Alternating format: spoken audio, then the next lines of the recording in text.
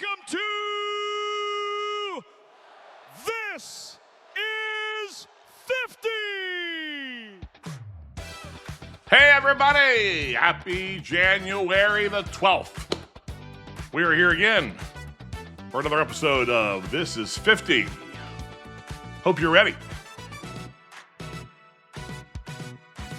This is 50. This is 50. This is 50. My 50th birthday is coming soon. I should put a countdown clock up, but I haven't done that yet. Coming in March. Have you ever had this Sprite vanilla frost? It's vanilla Sprite, basically, and it's delicious. I'm a big fan. Hey, welcome to the show. Glad you're here. We don't have a lot on the agenda today, but I thought we would do a few things and just keep the momentum going as we do a weekly schedule as much as we possibly can. So we're not yet, of course, going to deep dive into our book of the month, which is Atomic Habits, but we are going to tell you what the February book is going to be. What the read? What the read? What the read? Of course, we told you last week that our book for January is Atomic Habits by James Clear, and our deadline is to have it read by January the 31st so that we can discuss it on the following podcast. But I wanted to get those of you who are kind of ambitious and go-ahead sort of readers the information about our February book, and so here it is. Oh, I meant to do a drum roll. Well, too late now. It's called The Happiness Project by Gretchen Rubin, and I actually used some of her principles from her website for my 2026 goal setting stuff. So I'm excited to dig into the book that started it all and understand it. So that's our book for February. We'll discuss it the first week of March. See how that works? So Atomic Habits, January 31st. That's your deadline.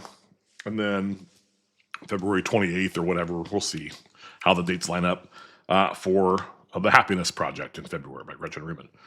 Okay, so that's what our book club's going to be looking like for the next few weeks. What the read? What the read? What the read? How you doing? How's things going already in January? Are you sticking to your theme of the year? Of course, my word is threshold. Been blogging about it quite a bit over at my Substack, which is at kirksheppard.substack.com.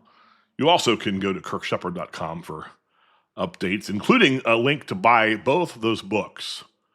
The Atomic Habits book is available there as an affiliate link, and so is The Happiness Project.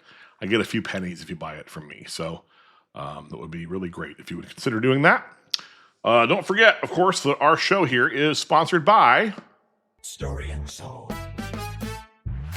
Story and Soul is the name of my counseling practice, my creative services consulting practice, but also the travel business is called Story and Soul Travel. And if you are thinking about travel for the upcoming year, specifically theme parks, Disney World, Universal, Disneyland, Disney Cruise Line, Royal Caribbean Cruise Line, those are the things that I sort of specialize in. I also could be helpful to you with Las Vegas and probably also New York City, Broadway. So if you're interested in having a stress-free, relaxing sort of vacation, hit me up at storyandsoultravel.com. And coming soon, our new book, The Magic of It All, How to Visit Disney World Without Coming Home Divorced, Traumatized, or Exhausted. In final revisions, should be available by the end of the month if all things go according to plan. So that is our sponsorship commercial. Let's get to the heat, the meat, the thing you're really here for.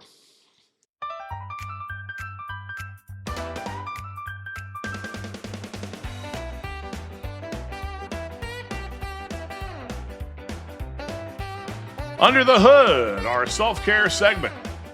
Check the pressure, check the tires. Run into a running fire.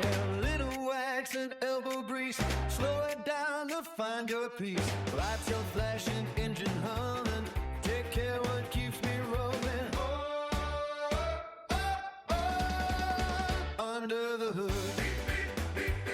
Under the Hood is our self-care segment. And today, this month, all of January, we're talking about the engine.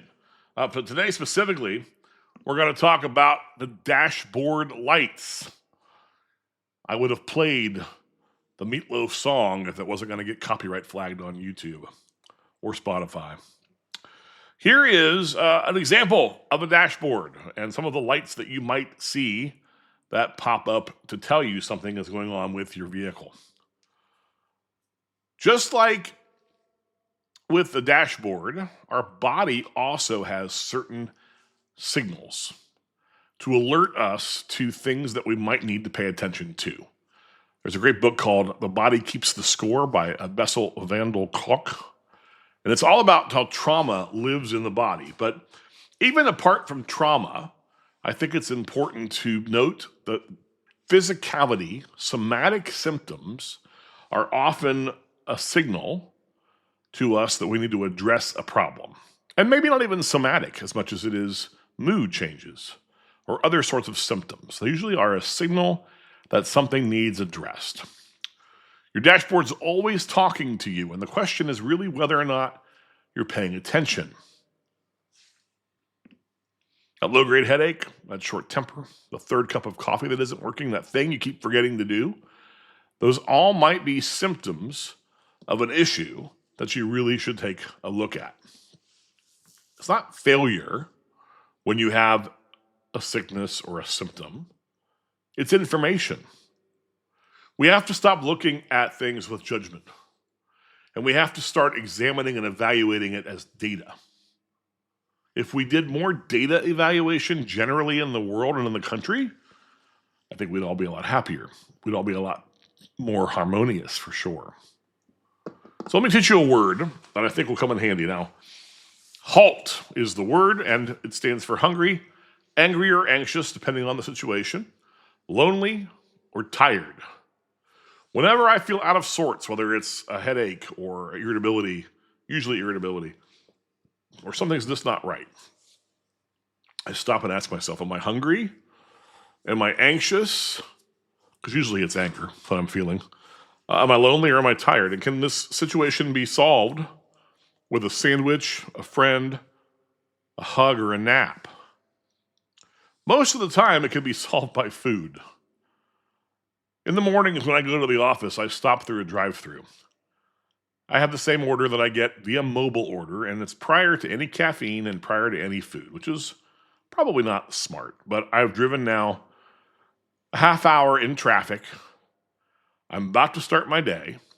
I have not yet had anything to sustain me or wake me up like caffeine does. And I pull up to the drive-thru, and all I want is that bag of food handed to me through the window. I don't want to have a conversation. I don't want to be greeted with extra.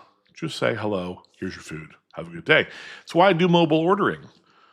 And there's one employee there specifically, and she's so nice. She's so nice.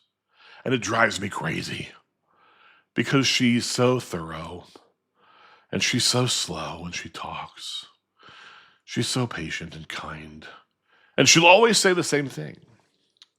Okay, well, and she repeats back my order to me. And then she says, is there anything you'd like to change or add?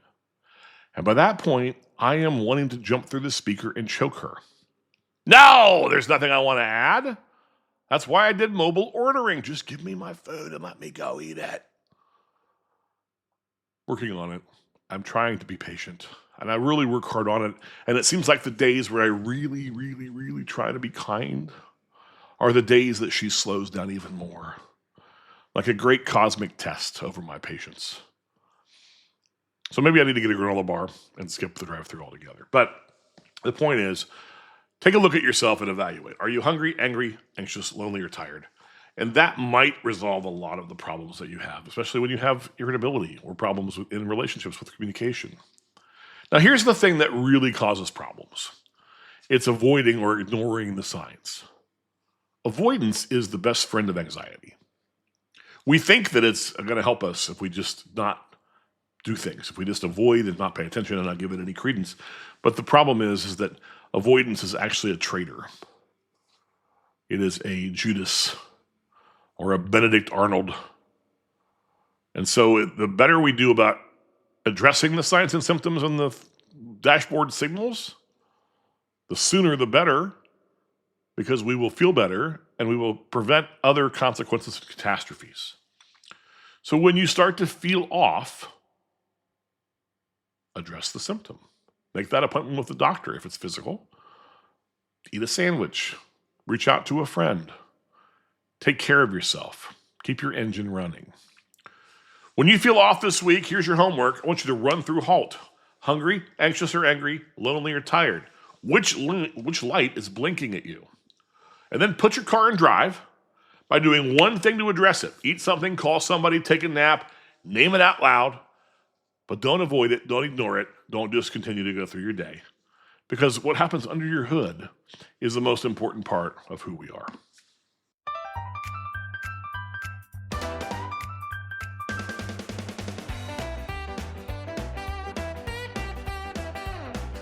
All right. Oh, we still have our signal up there. Story and Soul Travel. Don't forget it. Check the pressure, check the time. I love that song. Hopefully going to get those up on Spotify at some point. All the theme songs. I think that's going to do it for today. We will come back soon with, in a couple of weeks, we should have an interview, our new segment called Walk Me Through It. Keep reading the book, Atomic Habits. And let me know what you're up to, what you're writing, reading, exploring. I finished the draft of a new novel recently. A couple of them, actually, and I'm going to pitch to agents, give that a go. But eventually I'll have some new books released if I don't hear any yeses from the literary world, because they're too good to not share, in my opinion. That's going to be it for today.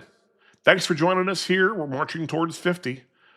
March 5th is the date, and we are marching there slowly. I'm not sure anything magic's going to happen on March the 5th, except I'm going to wake up just like I do every other day. But something about 50 just feels different, you know? Reach out if you need something. Take care of yourselves, and we'll look forward to seeing you next week right back here on This is 50. This is 50, brought to you by Story and Soul, is a podcast created for your listening enjoyment and educational purposes only. The content provided by Kirk Sheppard and his guests should not be thought of as a replacement for therapy or clinical advice. For more information about Kirk Sheppard, go to kirksheppard.com. If you are in need of a therapist, go to psychologytoday.com, ask your primary care provider for a referral, or call your health insurance plan. If you enjoyed this episode, please rate, review, and subscribe wherever you listen to podcasts. And tell your friends.